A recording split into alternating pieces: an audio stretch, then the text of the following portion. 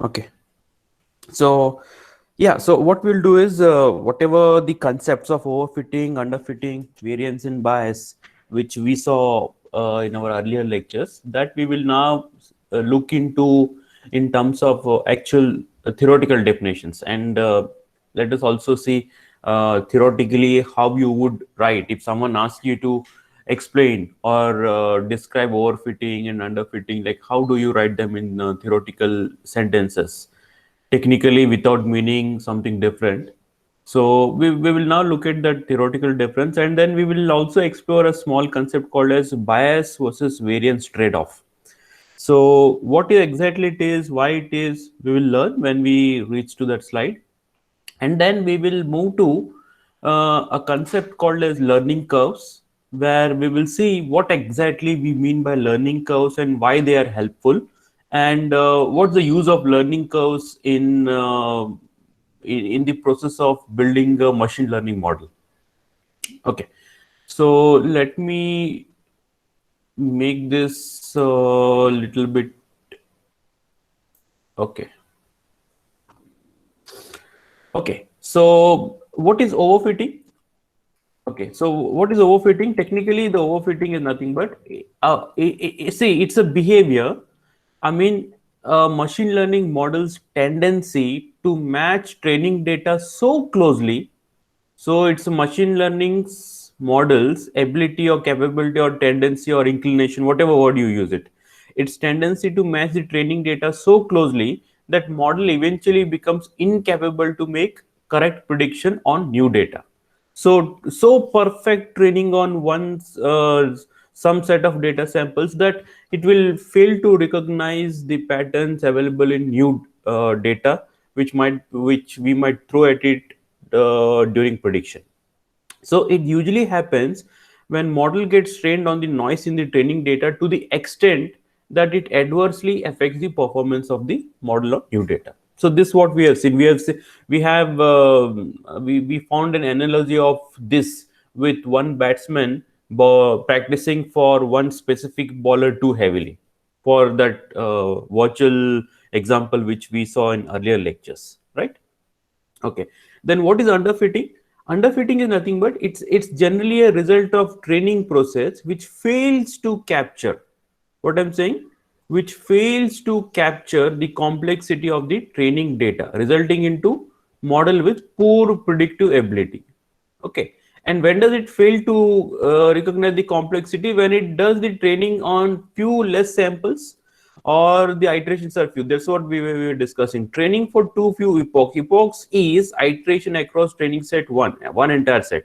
So during training, see, your ML model might go through data samples multiple times. So what exactly the epochs, we will get a better idea when we start looking at the implementation. But it is the iterations through which the ML model goes through your training data. If it goes too few epochs or too low learning rate, then it's generally a cause of underfitting, right? What exactly is the learning rate? We will look into it later on. The learning rate is nothing but the rate at which your machine learning model uh, tries to learn some patterns from the data. So in other words, it's the number of samples from the training set your machine learning model at a time tries to learn from, right? It's like if you have 100 records, so you want to learn from 100 records, so you can decide to take a bunch of 10 records and learn from that, then next 10 records, then next 10 records. The same you can also do by taking 50 records at a time. If you take a 50 records at a time, you will only go through two learning phases. So this is called learning rate. So when you say learning rate is high learning rate or low learning rate, what I see is when I say low learning rate, it means that I'm just looking at first 50 and then I'm looking at second 50 records and I'm making a decision. That's a low learning rate. So if you learn from each and every sample, that indicates very high learning rate. So as of now, I'm just telling you what exactly we mean by learning rate. But technically, it has to do with your batch, online learning, your gradient, and all that. We will look into it later on. So in short, when does underfitting occurs? When you fail to capture complexity because you're training on few less data samples, or you're training on few less cycles on the training data. At that time, underfitting occurs. Okay. Now, what is bias for your side? See, more precisely, the term bias which we were referring, what it is nothing but we call it as prediction bias. Remember, the bias which we are right now looking at is called as prediction bias. There are a lot of other types of bias as well. Right now, we will stick ourselves to the concept of bias. So, when I say bias, I'm referring here, or the concept which we saw in earlier lectures, we specifically mean that as a prediction bias. Now, what exactly is the prediction bias? It's a value which indicates how mean value of predictions differs from the mean of actual expected values in the data set. As I said, see, from the actual expected values, whatever we have, take a mean of that and take a mean of the your predicted values, and the difference between that is what the bias is represented. And generally, this represented is squared. What we do, we take a square value of that bias, and then that final value is represented as a squared bias or prediction bias. But we are already saying what exactly it's a difference between the expected values and actual predicted values. Now, what is variance? The variance is a standard statistical variance. It is not something new or anything else, but it's a standard statistical variance. I hope you know what is variance in case of standard statistics. So it is a variance observed in the predicted values, and generally speaking, it's a squared value. Variance is always squared value. So you can look at the standard formula of calculating variance. Once we end up this lecture, you can later on you can look at that and understand what exactly is a variance. So variance is square difference between the mean value and the actual value. I may be wrong in saying this, but just verify what exactly is the variance by looking at the statistical definition. But remember, if I find high variance, it is an indication that my values are deviating to on the both the ends. So if your values are deviating, if there is no consistency in the prediction of values, then it likely always an indication of variance. Okay, so overfitting, underfitting, bias, and variance. When I look at all that, so for a machine learning model, when I want to say the error associated with machine learning model, generally the error of machine learning model is always represented by this formula. So I am building machine learning formula. As I said in earlier lecture, we discussed that we want low bias and low variance. So what is a balance? What should be the balance? And I also we discussed that low bias and low variance might be very ideal scenario, and in real world we might not encounter such situation. So generally the error associated with machine learning model is represented by these equation. How do we overall calculate the error associated with machine learning model? It is bias square plus variance. So ideally perfect machine learning model is supposed to have low, but it isn't. So always a high bias indicates similar value being predicted, for instance, therefore resulting in underfitting, and high variance is always an indication of overfitting. Okay, and this is what we famously call it as the bias versus variance trade-off. Remember what I said, we cannot have a model which has a low variance and low bias. It is very idealistic and perfect situation, which we do not get every time. So what we do is we try to find out a balance here.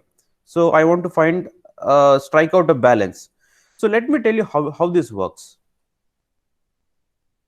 Okay, so here on y-axis I have the error plotted. So when I say error, what I am plotting here, I am plotting this bias square plus variance. This is what I am plotting here, some error measure.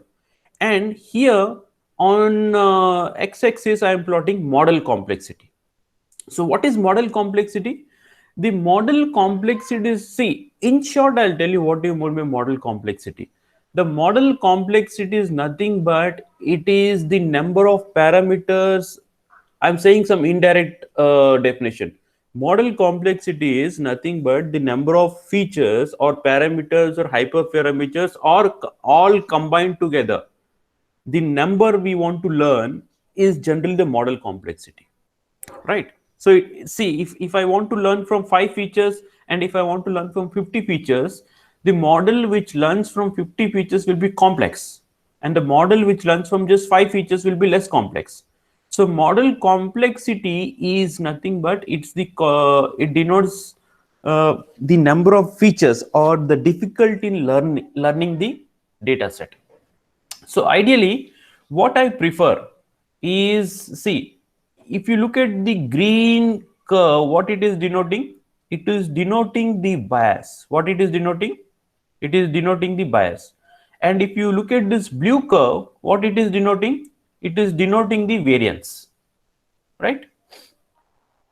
And do you see this red colored curve?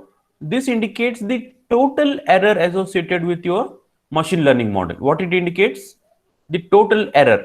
The total error. What is this total error? Bias square plus variance. So when I have a model complexity, or when I'm learning from a very few features, or when I initially begin to train the model. So initially what you have is you have a high bias because you have not yet trained your model properly, and you have less variance because you are looking at very one or two samples. So always if you look at few samples, the variance is very less, and total error is always high because you have a bias square plus variance. So a cumulative effect of these two values will be high error for your model. So as and when you train, and as and when the number of features or the model complexity increases, the bias rate keeps on reducing. So after that, your variance also almost remains same, but at you will reach a point at which, if you keep on training more, or if you keep on increasing the number of features, or if you keep on increasing the model complexity, your variance starts increasing, because it now denotes that you are training more than what is expected. So as and when variance increases, you know that the total cumulative error also increases. So ideally, we have to stop at this point, right? So how do I know that I have to stop my training at a specific point, and how do I know whether I'm reaching at this point, or I'm going beyond, or I am at somewhere at this area? So this, how I can be at this point, this can be understood by a concept called as learning curves, right? So what help us know that I am at this optimal point? The learning curves. So let us look at the concept of learning curves. So before we move to the concept of learning curves, let me show you a small bias versus variance one. So what I have here is, here I have this Python notebook file. Sorry, it's a Google Colab notebook file, but usually it is a Jupyter notebook file that we can learn in Google Colab. So on a Google Colab, what I'm trying to do is I'm trying to show how overfitting, underfitting, and perfect fitting occurs, right? Let me tell you in simple words. So I will explain you program later on, but I'll quickly go you through what exactly the program is. See, here I am importing matplot. Matplotlib is a Python library which lets me plot the figure, right? And here I wanted to show you the bias and variance, and how it affects in general. So what I'm trying to do is I'm trying to fit a polynomial of different degrees to a data set. So for two small degree, the model underfits, and while for two raw, it overfits. So when I say polynomial of a different degrees, what do you mean by degree of a polynomial? Uh, can you guess? Degree of a polynomial.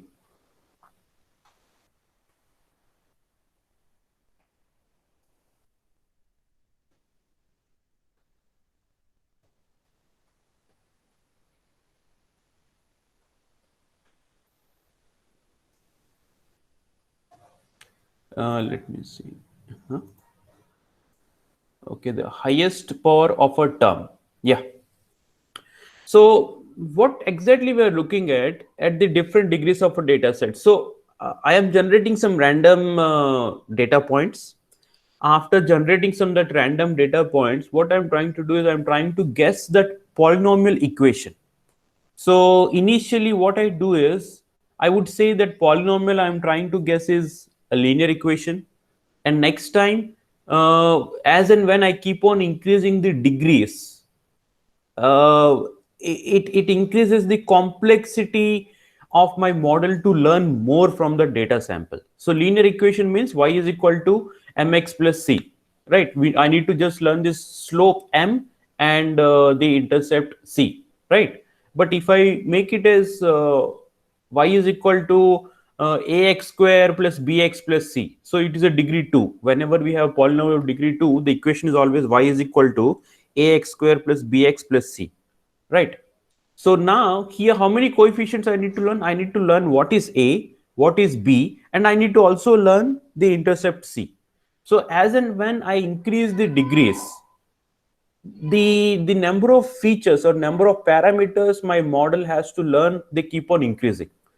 So as we discussed, more number of features to learn, more will be the model complexity, and more the model complexity, higher the tendency to go for overfitting. So that's what we are looking at, right?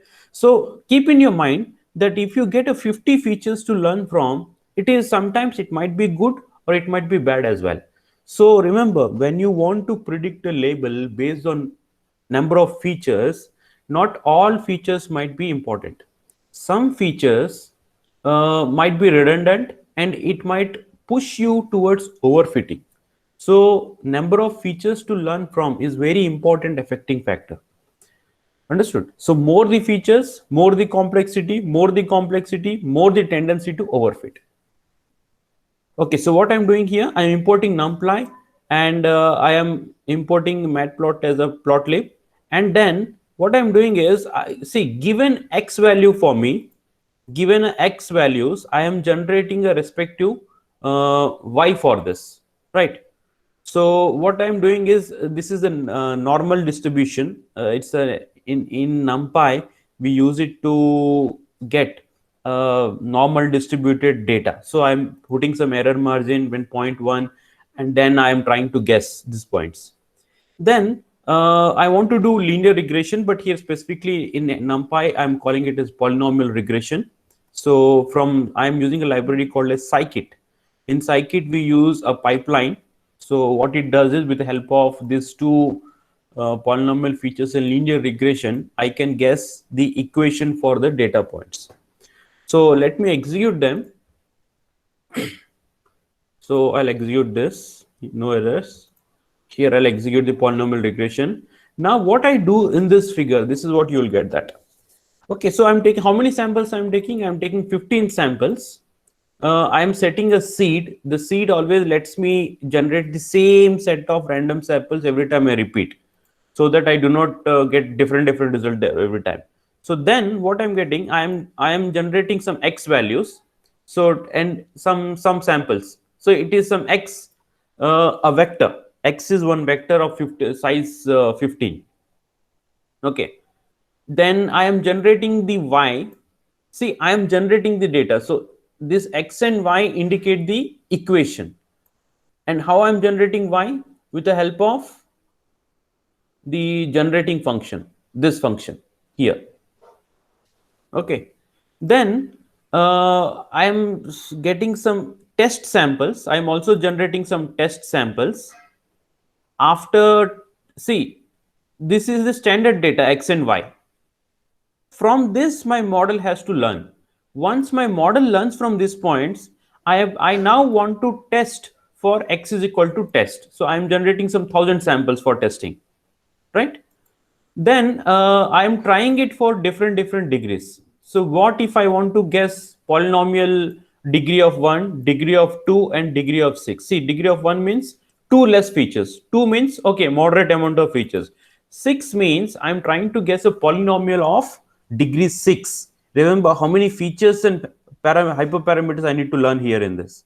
Then I'm trying to figure them out. So what I'm doing is I'm training it for 1 and I'm plotting it.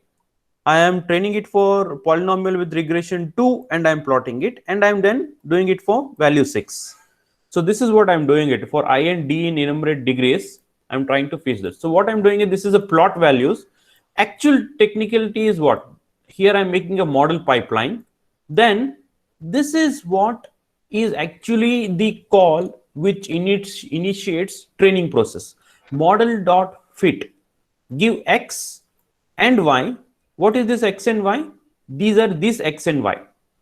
From this X and Y, I am asking model.fit means here training happens. Once the training is done, I now want to test it.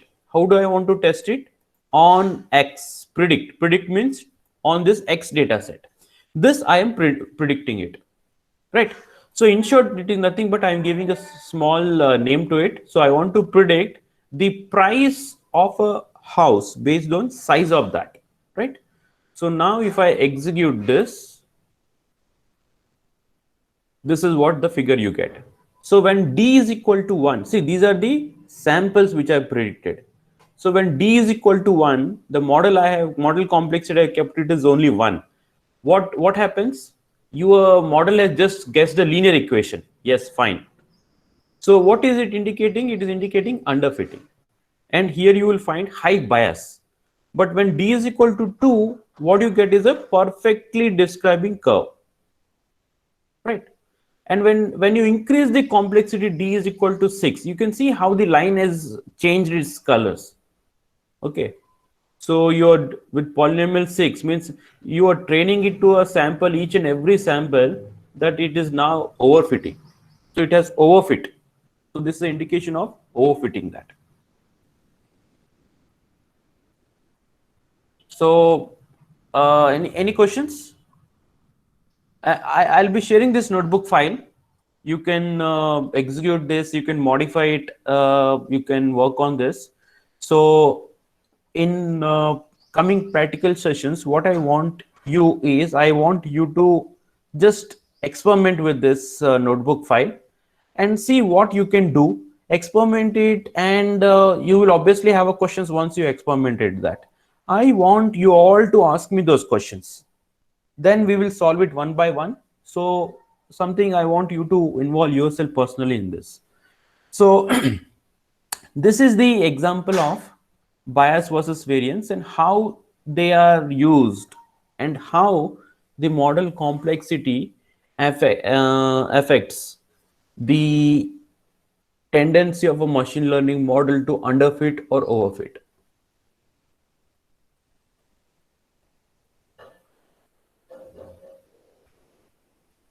Okay.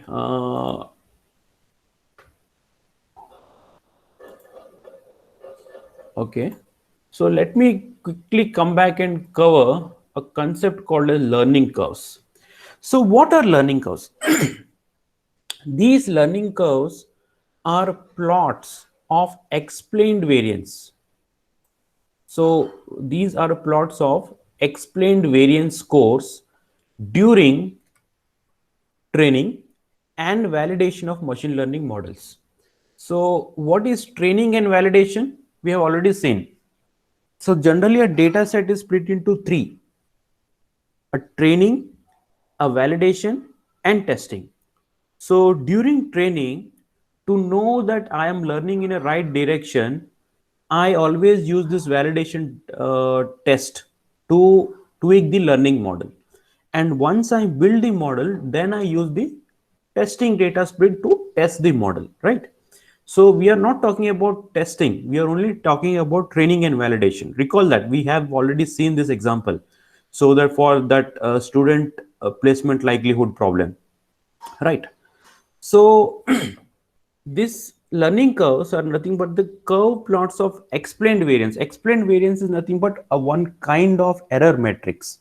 So what we do is we directly plot the variance being observed, during this training and validation process. So it's like almost direct variance score being plotted there during training and validation. often very useful in determining tendency of a training process moving towards overfitting or underfitting. In plain words, learning curve shows you how the error metric value changes as the training set size increases during training and validation phase. Okay, so moving ahead, let me tell you what exactly. So here, when I say performance metric, this could be here. Usually, it is explained variance. Like I plot the variance of variance being observed in what would I say? The variance being observed in the ML model. Okay, and sometimes it could be some hybrid score, or sometimes it could be the accuracy or any some hybrid score for this model. So that's why instead of calling variance or something, I'm just calling it as performance metric. So initially, when you start training your machine learning model, what you have is training samples. So when you're training on very few samples of data set, the error associated, the error or the performance metric associated with your training is some value here, right? So this value, this performance matrix keeps on increasing as you when you keep on training that. And when you validate, initially, see, if you learn from very few samples and when you validate, obviously you will have a very good rate for this one. So they keep on coming down. So here error metrics, as and when you keep on increasing training samples, the performance value associated with training that keeps on increasing. As and when you train more, you start reaching the validation. So ideally, the error associated with training and error associated with validation should be equal. It means that your training and validation tests match, right? So you shouldn't get a different error score when you're getting training, and you get a different value when you do it validation. That generally indicates that the training might not happen properly. So what we have some desired performance levels. So this is what we performance, and this desired performance value is always based on. Can you tell me what it is based on? This desired performance value, this is based on this value. So some optimal value. So I expect that my model to have 80% accuracy. Okay.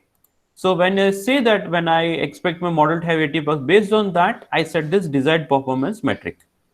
So as and when you keep on training and as and when you keep on validating, this is what you exit here. So, but remember, when we stop the training, we usually stop the training when I encounter that this both the values they converge. They have to converge at some specific point. That indicates that I have reached to a point where I can stop my training. So here, if you look here, there's a difference. There's a difference between the desired performance level and this whatever we have reached the convergence point. So this difference indicates bias. This is the bias. Usually I want this to be in line with this desired performance. So this indicates it is suffering from a bias, right? And the same thing, if I have the same data set, but here what I get is I get the training curve and I get the validation curve.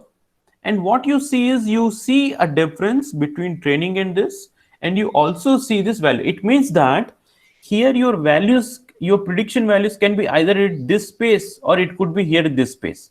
So your values are at this such a, they always deviate in these two values from your desired expected performance.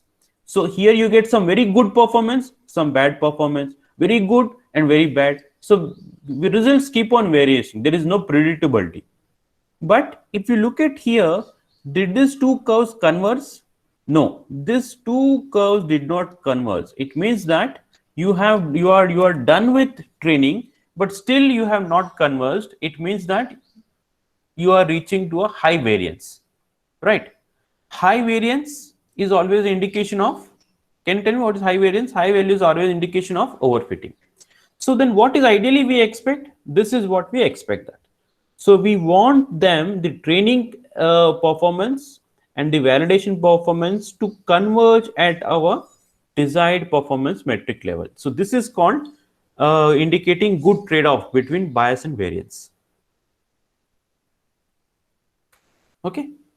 So now, to explain you how it works, I have another notebook file, but what I'll do is I'll not continue it now, because just to explain this with reference to what we learned, this will take time. So what we'll do is we'll stop at this point, and we will continue the remaining lecture in next lecture. Fine. So that time, what we will see, this is the program which I've actually done that, and in order you to explain this, so these are the same curve which we have generated actually. I have to first explain you what do you mean by cross validation. Then whatever we are learning, it gets more sense to you, or without that you won't be understanding what is cross validation and what it is and all that. So I'll first cover the cross validation in next lecture, and then we will say how this program is working and what we are looking at this program, and what are these additional figures, learning curves which I have we have on this. Fine. Okay, any questions?